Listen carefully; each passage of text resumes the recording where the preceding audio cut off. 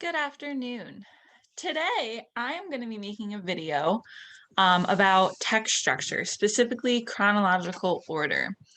I find chronological order very interesting. So I'm going to share my screen.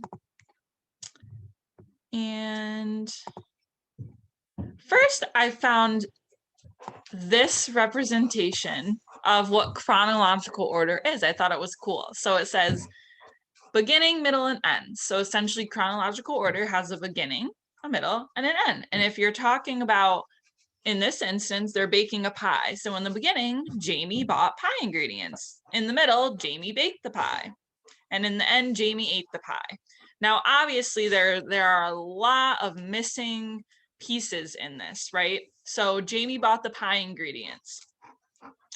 There could have been plenty of more details after that, right? And then in the middle, Jamie baked the pie, right? So after the beginning, you could have talked about how you mix the ingredients and what ingredients you put in. But this was just a cool little example. But chronological order sometimes doesn't have to do with just people, right? It can be from sorry. So chronological order does not have to be only about people. It can be about making a pie, or for instance, this one says woke up late, got ready, rode bike to school, saw people outside, right? It can be very vague or it can be very detailed. If it's about someone's life, it's normally really detailed, right? If I made a chronological order of my life from when I was born until now, it would be very detailed. So I'm going to go over to this passage. That's not the passage. Sorry. This passage here. Hopefully you can see it. Okay, so this passage says, Whitney is going on a field trip to the zoo. The bus arrives at school to pick up the students. At the zoo, the students have to buy tickets to get in the gate. The first thing Whitney sees are the elephants. She feeds them peanuts. Next, Whitney sees the lions. There are 3 lions in the den. Then Whitney walks to see the giraffes. Whitney gets to pet the giraffe's long neck.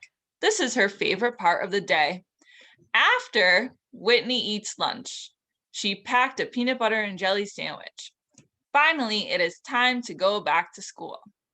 So notice the words that were used in the sequencing events passage.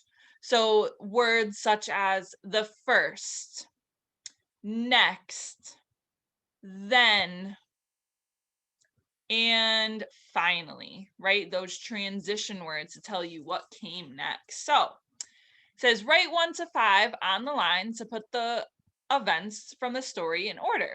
So this is just a cool activity to do with kids, right? About chronological order and sequencing that have to do with text structure. So what I would probably do, I would do the first one with them, okay? And then I would see if they can get the rest. So let's do the first one. So write 1 to 5 on the line to put the events from the story in order. Okay. So Whitney gets to pet a giraffe. Well, that wasn't until like the end. So that's not number 1. She eats a jelly sandwich. That wasn't until the end either. Whitney sees the elephants. She does, but does that happen first? No. The bus arrives at school. I think that one happens first. The bus arrives at school, right? To pick them up to go to the zoo, right?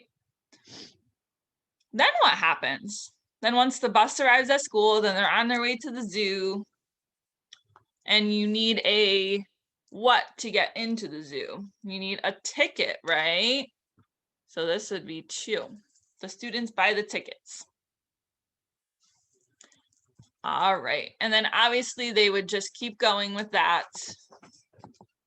And that would be, hold on, I'm trying to figure out how to get back to my stop share.